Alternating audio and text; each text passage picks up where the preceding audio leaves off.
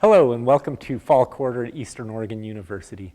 My name is Dr. Colby Heidemann. I'm a chemistry faculty member as well as the chemical hygiene officer for the school. Today we're going to look at how we can disinfect our computer workspaces in order to ensure a safe environment during the current times. To do this, you'll use the provided disinfectant. It might be a chemical wipe like I'm using here. The important thing is to be systematic and thorough in your process.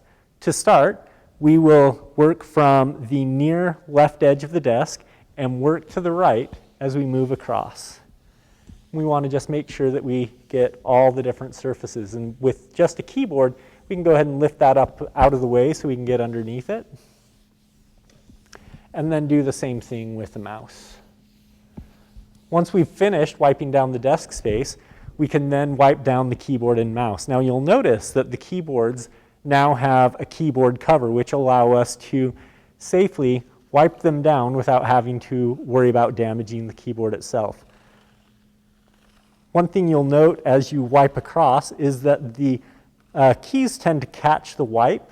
To help with this, it's important to wipe from multiple directions to try to help you get in between those different spaces. Once you've completed wiping down the keyboard, you can proceed to the mouse. And again, mainly we just need to focus on the portion of the mouse that we're actually contacting. Once we're finished with our wipe, we can go ahead and just set the wipe at the corner. Oh, sorry. Okay, you ready? Once we're finished wiping down the desk space and the keyboard and mouse, we then proceed to our chair. Now, depending on the exact style of chair, we might just have to wipe down the arms of the chair, as is the case here, because the back and seat are cloth. Now, in the event that we have a hard surface for the backrest and the seat, we would then also proceed to wipe down those surfaces as well.